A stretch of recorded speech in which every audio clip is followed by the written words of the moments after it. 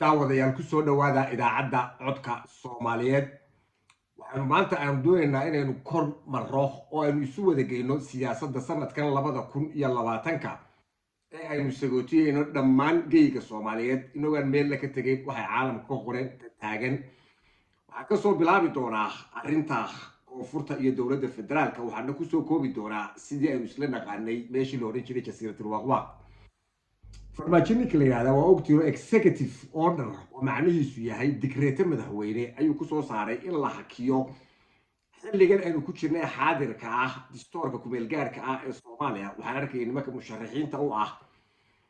xukunka federaalka ee Soomaaliya oo arrintaa ku andacoonaya iyagoo dadka shacabka doonaya inay maran habaabiyaan oo ay ka dhigayaan sidii wax la maroorsaday waa distoori madaxweynuhu dib u dhigi karaa ilaa United Stateska Mareykanka constitutionalkooda ayuu ku jiraa meeshaas oo ah meeshii aynu ka soo dheeganay waxaan qarbada ah aynu ku sheegno distoorka kumeelgaarka ah marka waxa wanaagsan haddii wax la isu sheegayo in xaqaa'iqa dadka indhaha loo saaro laakiin aan lala meelaalaysan nimanka musharaxiinta ah ee 15 nin ah ee meesha maraya iyo ninka la yiraahdo Muuse Biixi ninka la yiraahdo Deni iyo ninka la yiraahdo Axmed Madoobe intuba waxaan moodaa inay u adeegayaan niman shisheeye ah khaasatan marka afka lagu dhufto dowladda Imaaraadka oo dadkii carruurtii Tigreega ka hadhay iyaduna qayb ka mid ah iyo dowladda Kenya oo rabta halkii Tigreega inay buuxiso afka ay ku hadlayaanna waa afkii suuqdiga ahaa ee dikirta suuqa wada joogta ay ku wada hadlaysay ama rajli shaaricu waa aflagaado iyo milgalaan iyo qabyaalad iyo eraye ayna fahmayn 15 nin oo isku xisbiya oo 15 kuba leeyihiin madaxweynenimaan u taaganahay taariikhda dib ugu noqda ilaa waqtiga casri xajarigii intaanu bini'aadamku gaarin bay uu dab shito sida ugaarsiga uu dadku ku noolaa tamayna arag 15 qof oo kaaba qabiil ah oo reer wada hortaagan sunanka caalamiga ah iyo sida dawladuhu dhisay yihiin ayay ka soo horjeedaa marka waa arkaysaa inay tahay wax gabaagurdaysa aan cilmina ku dhisnayn taariikhna ku dhisnayn 15 nin oo isku ra'yi ah oo Soomaalinimo iyo dawladnimo doonayaan nin baa looga tanaasuli lahaa haday doonayaan xitaa inay farmaajo ka takhalusaan والله نكاه لو ودا دبا istaago wuxuu ku hadli lahaa afka shacabka Soomaaliyeed ama ummadda Soomaaliyeed ay doonayso inay maqasho laakiin 15 yagii waraabe ee qadayba waanu taaganay oo madaxweynayaal baan u taaganay haddana isku xisbi baanay horay Soomaalidu u timir laf ayaa ku jirta farshisheeye ayaa meeshan ku jirta dawladda aan doonahaynin inay Soomaaliya mar kaliya ka soo toosto qabriga ay ku jirto ayaa meeshan ku jira Stratford Strategic Institute macadka la yiraahdo macadida ugu afka dheer siyaasadda caalamka ee Mareykanku arrimaha uu Soomaaliya u qeey 4 sanadood ee u dambeysay waxa kamid ah in ciidan qaran oo Soomaaliyeed maaha waxaan anigu leeyahay waxa iyagu leeyahay wax farmaajo leeyahay maaha waa macad caalami ah oo istaraatiijiya oo dadkaas iyagu inooga waroon yihiin kaanu ku noolay waanu ku noolay xitaa dhirta ka baxda tiradeeda ma hayno ciidamo qaran in la helay ayay sheegeen waxay sheegeen ay doorasho xor iyo xalaal ah ay ka soo socoto sida ay iminka ku socoto hadii lagu wado laakiin horaan Soomaalidu u tiri layligu biyaha kashiisa ku jira ayuu ka didaa doorasho loo dhayahay doorasho dhexda la soo dhigay doorasho la isla ogol yahay ereyada la idigu warwareejinayo oo dhan waa empty slogan waa durbaan maran oo la idii garaacayo hore islaantii u tiri horti jabay حسن شيخ مدحوينه حسن شيخ مدحوينه شريف يا الله صوح لي لبدا مدحوينه با غديغا doorashada iyaga ayaa distoorku siinayay cid isku haysata iyo cid ka hadlaysa toona ma inaan arag waxa lagu soo xulay labada madaxweyne rabitaankoodii oo distoorku u baneynayay kan ciidan la soo xulaysa iyo waxa u diiday waa maxay ba hawiyaanu ahayn ba anigu ma garanin ma aqaan hadalka la wareegaalaysto miyaanu madaxweyne Soomaaliya dooratay oo meesha yimi oo federaalka mas'uul ahay haddaan iyaga lala soo dooranin sababta isaga loola soo dooranaya maxay tahay aniga farmaajo iyo xasan sheekh midna ima kala xigo laakiin shacabka Muqdisho jooga ee aad moodo in kubadda lagu ciyaarayo ama banooniga lagu dheelayo 30 sanadood soo silcayay xaaladda ay maanta ku jiraan ay ogtiin in lagu hanjabayo nimanka musharaxiintii dawladnimo ma rabaan ee kursi bay rabaan ee kursiga ay rabaanna aanay garanay kursi iyo beesa raadis weey dadka meesha maraya dan shisheeyana dabada ku wata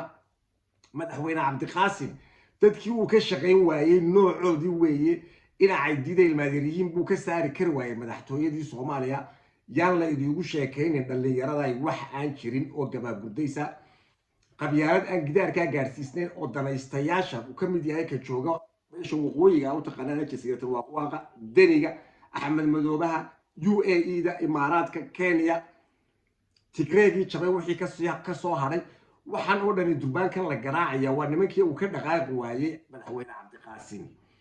noocoodii nooc la mida ee marna uu soo noqonayay maxkamadaha islaamiga marna Kenya ku wareejinayay wax Soomaaliyeed farmaajo wuu kororsanayaa bay muddo dheer inoogu soo celiyay farmaajo iyagu way simeeyeen nin waqooyi laakiin Soomaalinimadu ay ka tahay dhab ayaan ahay farmaajo wuu kororsanayaa bay inoogu soo celiyeen way beenowday maalin laguma darin iyaga dib u gurasho markaa bilaabay 17 qodob ayay yiraahdeen khasab hal lagu saxeexo maamul goboleedyadu nimanka musharaxiintii waa nimankii tahniyadeynaya qodobadii lagu heshiiyey ee lahaa waanu raacsanay waanu ogolnay cabdi xaashigan guriga sare joogaana waan raggii saxeexay ee raalliga ka ahaa sidaa inay wuxuu dhacaan 17 qodob ee lagu heshiiyeyna ay Soomaali hore ugu socoto oo lagaga baxo tan aynu maanta ku jiray aan raba in dib mar labaad loogu celiyo doorasho ma ogola bay nagu yaahdeen farmaajo ninka la yiraahdo been bay noqotay oo uu ogolaaday waddankeenu afduub iska sii joogu doonaya been bay noqotay mar walba 5 jeer ee la isqabsaday ba isaga maamul goboleedyada u tanaasulay qodobadiina wuu ansixiyay labada golena wuu geeyay iyagii baa cidla soo istaagay waayo nimankan cidla nimanka didaya weeye oo nin walba meel kale taar iyo amar looga soo dirayo marka nin go'aan Soomaali u soo qaadi karaya inaanay ahayn ayaa idinka laftiina idin muuqata ay Soomaalidu tir nin iyo xoolihiisu eeg waxay kaloo Soomaalidu tir haduu Ilaahay xoolo kula maago dadkeedu ku siiyaa ragii badda Soomaaliyeed iibiyay ee Kenya siiyay ee maanta la isku haysto ee YouTube kasta aad furto Ingiriiska markay joogeen madaxweynayaasha waqtiga ahaa waxba magacaab ma noo garanaysan war ragay kala doorashaan u taaganay kuwa le madaxweynaha noqonayna ee markaa wasiirka u ahaa in Nairobi ku soo saxeexay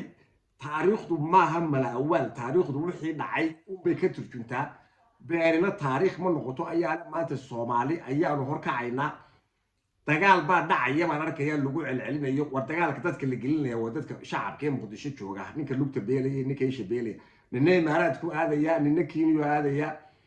ninna caruurtiisi meeshan kama taalo Soomaalinimo iyo wadaninimo iyo wax kale oo meeshan ku duuganina ma jirto waa kursiyo ama ku helay ama ku ciideey Soomaali baan u sharaxanahay aan madaxweyne u noqonayaa iyo magaalo Muqdisho la yiraahdo baan leeyahay bal idinku isqabadsiiya aqoonta halka gaarsiisan idinku isu geeya cabdi xaashin kale yaada ee musabbixi uu ku tiraabayay ha ii soo xulo xildhibaanada ee maamul goboleedka waqooyiga jasiiratul waaqwaada ee ay taageerayaan intuba waxa halka idiga muuqata inay burcadii iswadatay ee Soomaalinimada diidaneyd ay meeshan doonayaan in ama ay sidan arrintu ku sii socoto ilaa la isla gaaro meel aan doorashada la qaban karayn hore u diideen qof iyo cod وكان قالوا سينو كان والله قاقبلي تينا مرة بني ما أنت تاجي دور شبه دور يعني واحد دور يعني ستيت كا أما دور النمذج يعني كلابس إلى دور النمذج كرياعلو تأثير واحد دنتو وجود تاني من كبد الصوماليات هيستوى واحد دنتو وجود تاني من كعربات الدكتور الصوماليات لو وضع الصحيحي أول مرة عقلان تكون قاتئة مقلسة وانكشرف بي سيلايني كيلو رجلي يا مصبيحي يا حسن شيخ أي حاجة وانكشرف بي كان أمدي الله هاي وضل عربيات وعندنا فرفديان وشرفه هرنا ومينا عرق إمي كنا مينا عرق إذا أنا ولي عالم ككلا السياسي أنا كم مخل أنا ميل بدون كجيت شيء وحكم إذا الدولة بانو كله واقعنا hypothetical government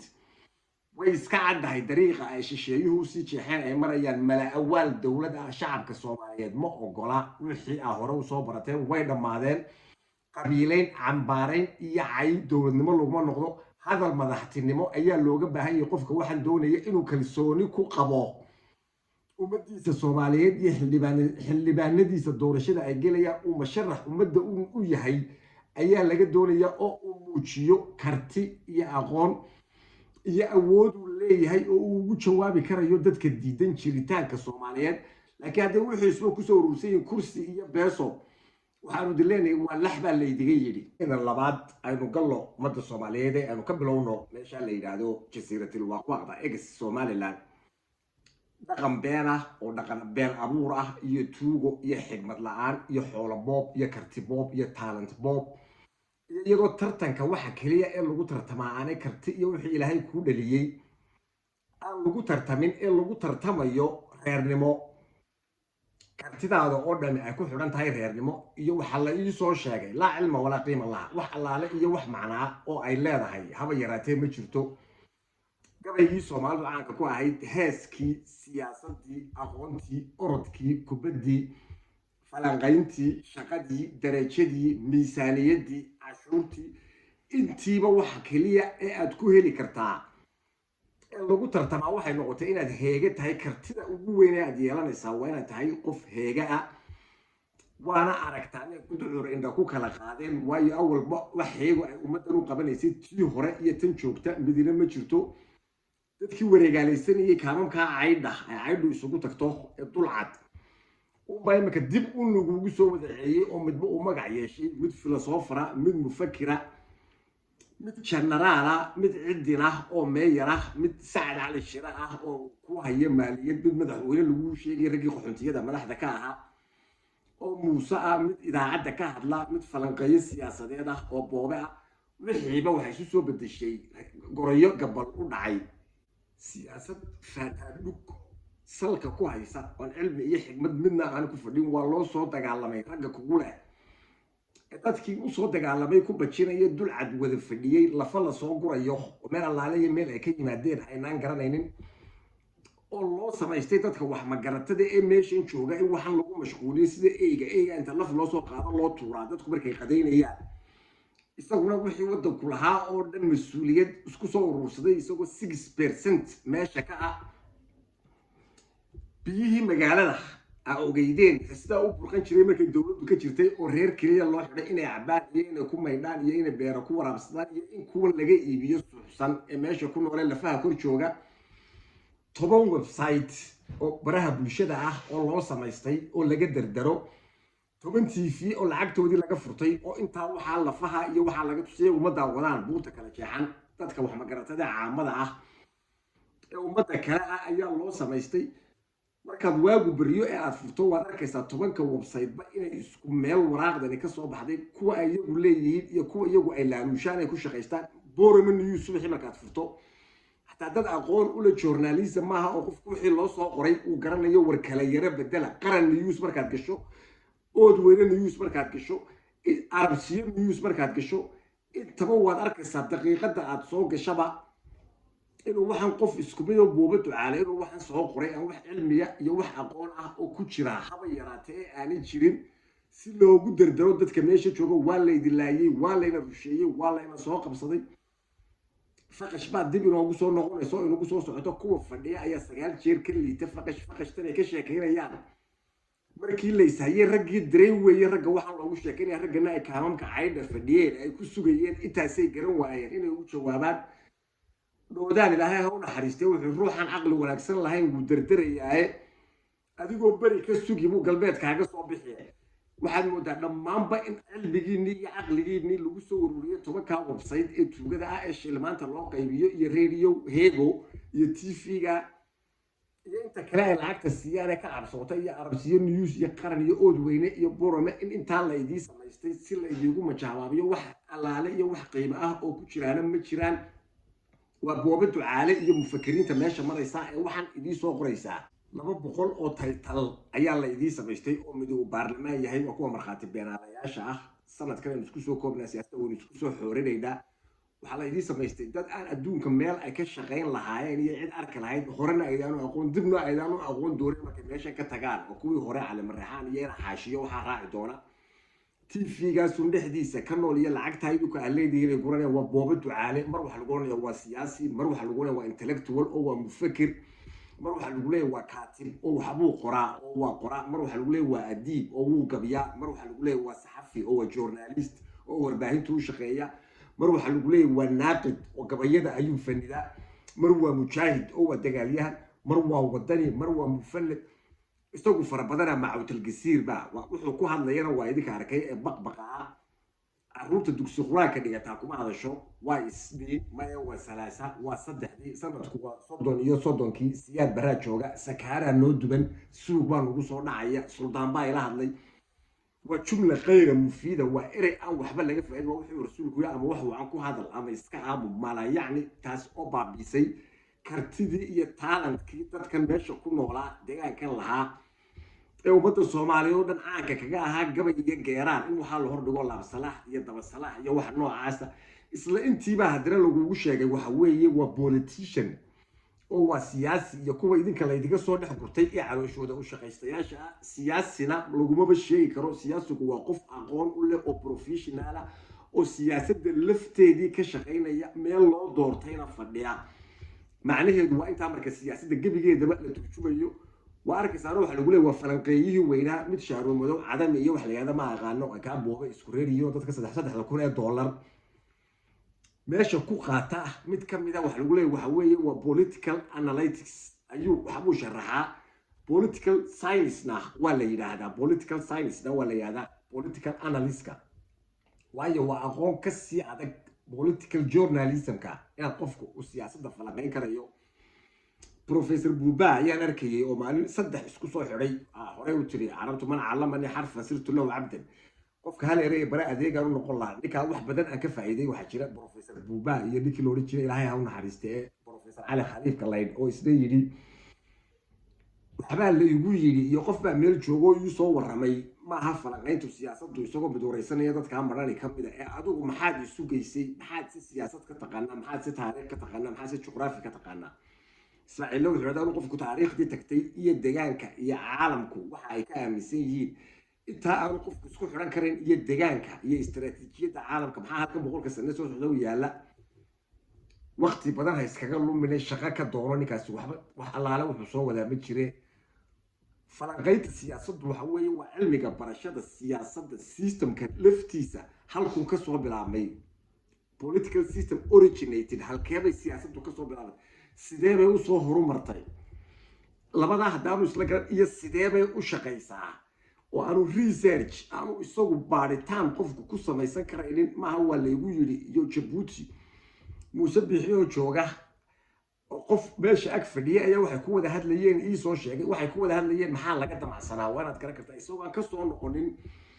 ayaan hore ajeeda halka ku duubada daawan kartaa qofku baan dib ugu noqon karaa musabixi aan ka duubay soo shirkiisa iyo farmaajo aanu dhamaan ayaan musabixi kumana dhaco lamana soo noqon karo federaal isaga oo maamul goboleed joogo Silaayo oo Dubai ku saxeexay oo Sheikh Shariif uu la saxeexay isagoo taa kuma dhaco way ragii markii hore ay isqabteen ee ay isdileen meeshan federalismka Soomaaliya oo dhan u keenay laguma soo celin karo dad minority inta ku soo noqonay Djibouti tagaan ma oran karaan annaga halkan ka sameynayna federaal kale taabku dhaca waxa mar walba la diidanaa ilaa ina cigaal federaalka ma ninka la diidan yahay waa adiga wax la hadlaya dadka siyaasadda falanqeeya ninka ay sheegay odayga ah ee la soo hadlay dhalinyarada uu ka mid ahaa ninkaasi wuxuu soo qaadanayaa federalism ee ka dhim rasaasta aad ku rudayso kuma dhaco sharadna waanu kala dhiganay laakiin waxaanu kala badnay oo badani may jirin sida ay dawladdu u shaqayso qofku waa inuu fahansan dawladdu waxay u shaqeeyaan political idea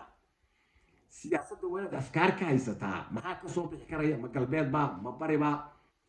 ma dhexdhexaad ba ma extreme ba policies iyo xeerar ka siyaasaddu ay leedahay iyo trends xididada ay raacdo foreign relationships iyo xiriirada ay leeyihiin dawladaha iyo itaalka ay dawladuhu xiriirada kala leeyihiin xusni mubaarak tusaale ahaan ingiriiska tagay uu yiraahdo taajeer raba inaan la kulmo markaasuu ninkii xog haynteeda ahaa ayaa igu yiri waqti dheeraada waa inaad siisaa waayo qof aan muhiim ahayn ayay telefoonka kula jirtaa ra'iisul wasaaraha Spain ayaa laga hadlayay buu yiri maanta saan gartay buu qiimaha Masar ay adduunka ka leedahay inay wax qiimo ah oo ay ka leedahay ba aanay jirin marka sakaaraanu duwanaynay iyo aljunuun lahu funuun waalidu yada midab badan bay carabtu tiraahdaa salaasay hadii sakaaraanu dubayay siyaad barnaamij dilay iyo wax taariikh caalamka ka shaqeeya maaha isla isagii ayaa hadana waxa la inagu yiraahdaa waa journalist qoraa hadana si caana jira qoraa caana si weeye journalism kan uu ka sheekaynayo hadaynu maanta weydiino journalismku imisa ayuu u qaybsamaa ma garan karo sida guud ahaan ama waa TV ama waa radio ama waa madbacad oo waa wax la qoro ama waa online journalism oo imika inagu soo biiray shanta nooc journalismku uu leeyahay mid waliba wuxuu leeyahay usluub wado loo maro iyo qaab iyo midab loo ekaysiiyo waxayna isticmaalaan taxdiid kala duwan iyo plan kala gaara iyo techniques xirfad kala gaara oo midba si ka la qorayo ka laga sii deynayaa la is arkaynin ee maqalka ah ee radioga laga sii deynayo ka is araga ah ka wax la qorayo midna ka kale la nooc maaha mid waliba waa inuu nooca uu yahay sida ay tahay uu ku baxdaa waayo qofka markaadan arkayn ee aad dhegaysanayso hadalku waa inuu ka duwanaadaa kan imika aynu is arkayno kala soo qoro waa inay erayo nuuc iyo miisaan lihi ay ku jiraan oo qofka soo jiidanaya oo ku sii haynayo qofku ama buuggan inuu akhristo ama inaanu akhrisan warka inuu dhegaysan karayo iyo inaanu dhegaysan karin purposes and audience dadka aad la hadlayso dad waxbartay baad la hadlaysaa ma culimaad la hadlaysaa ma dhallinyaraad la hadlaysaa ma aqoon-yahan baad la hadlaysaa ma dadkan suuxsan ee lacagtooda la guranayo ee waraaqahan lagaga bedelanayo iminka aan soo diyaariyey lagaga bedelanayo doolarka loo soo diraad la hadlaysaa waa inaad kala garataa yaad la hadlaysaa gebigeedabana marka la isku soo koobo waxay igu kaliftay kaa booba ducaalo ka hadlaya ayaa arkay journalism iyo qoraa ayaan ahayo romania ayaan ugu caansanaa waa been gebigeedaba marka la isku soo koobo waa investigative waa nin journalista ah oo wax baara waa dhinac marka laga eego waa detective journalism oo kale investigative baa la yidhaahdaa wuxuu awood qofkaasi u leeyahay inuu wax baaran karayo oo uu soo ogaan karayo siduu doono isagu wax ku soo ogaadeen mid waa news oo war buu soo daayaa mid waa review oo aaraa u ururiyey ayuu midna la nooc mid waa columns oo wuxuu leeyahay hal page oo journal wax kaga qoro oo laga maarmi waayey mid waa writingkii oo waa journaaladii oo buugtii oo wixii oo dhan daba joogaan mid waa revolutionary waa kacaan oo ummad baabaaday oo gamaaday oo seexatay ayaa lala hadlaya loo sheegayaa inaan dadkaasi waxay u samaysteen aan lagu manjahabaabinin mid waa propaganda oo watan 24 saacadood idigu socota 9 website isku marka ay ku jiraan madaxweyne Muuse Biixi qaran news markaad furto waaba isla daqiiqadii waraaqdii soo baxday ood weereen news Borama news Arabsiya news TV qaranka liidigu sheegi jiray ee jasiiratul waaqwaaq iyo meesha la yiraahdo radio heego isku mar bay ka soo wada baxaya aqoon darro weeye inta midna qof aqoon leh iyo qof wax soo gudbinka haddii maalinta shanaad aad weydiiso tobigii halkaa ku qoraa ma garanayo waa isaguna muu soo qoran mana soo akhrisan kumana fekerin mana garanayo laakiin nimanka heegada la yiraahdo waxaanay fahmin in been la qoran karo website-dana lacag la siin karo idaacadana lacag la siin karo laakiin caqli lama soo iibsan karo waa salaasa iyo waa saddexdii weeye dhibaatadaasaa jirta caqli ayaa la iibin kari waayey 3 ama 4 idaacadood ama 10 idaacadood oo qofba guri uu leeyahay dhex fadhiyo ayaa waxoodiiba dardartay sababtoo ah caqli lama iibsado ee been waa la qoran karaa political journalism baa isna jira oo isagu siyaasadda oo keliya sport journalism ayaa jira caalamka oo ciyaaraha oo kaliya tabiya educational journalism baa jira oo aqoon-yahana ama hawayaan ka hadla ama environment ka hadla ama wax kale ka hadla business journalism ayaa jira waxa meesha isku soo ururowda waxa weeye waa fasaad waa musuqmaasuq iyo qabyaalad iyo kalsooni darro isu tagtay marka sanadkan soo koobo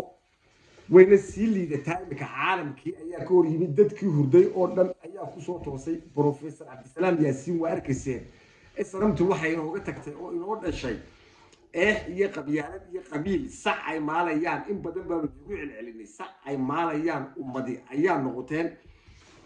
caalamka aan isku soo gunaanado caalamku waxay ay ka qoreen meesha ilaa Soomaaliya ilaa tan Stratford Strategic Institute oo Soomaaliya ka qoray inay horumartay in ciidan loo sameeyay qaran ay leeyihiin inay Soomaaliya naxashkii ka soo toostay inay Soomaaliya doorasho xor iyo xalaal ku soo socoto waa koonfurta 24 saacadood ay diyaacayaan nimankan 25 kana isku reerka ee heegada ah meesha qaybsaday iyaga maxaa laga qoray iyay shuraaka leeyihiin journalka afka dheer ee yuhuudu leedahay diicood axranood Dubai meesha la yiraahdo imaaraadku waxay noqotay ul caasimadii dumarka dadka is iibiya akhlaaqiyadka uu qofka yuhuudiga ka wiswisay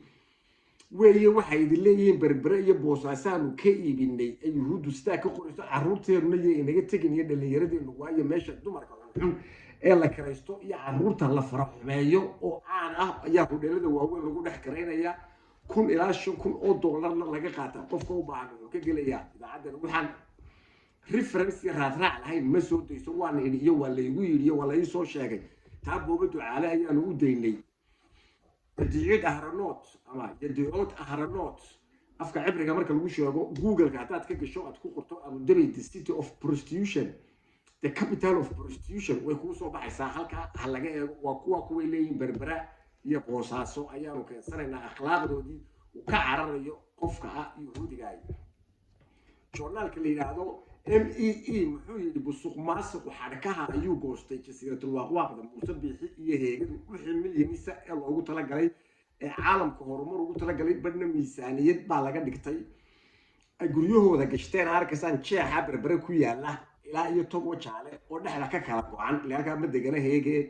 loo qaybinayo idinkoo soo tuban markhaati beenaalayaashiina ay sacabka idii garaacayaan waraaqihiina lacag la idiiga dhigayo oo la idiigu bedelayo taasaa caalamkii dibadda ka jooga ayaa ka qoray European Union wuxuu soo wada iyo World Bank wuxuu soo wada midina ma jiro ninkan ayaamihiisii u dambeeyay ee quuska ahaa kanaakarigii iyo dhulkii la wareegayay imika way ka sii dartay Malawi ayay gaadhay World Bank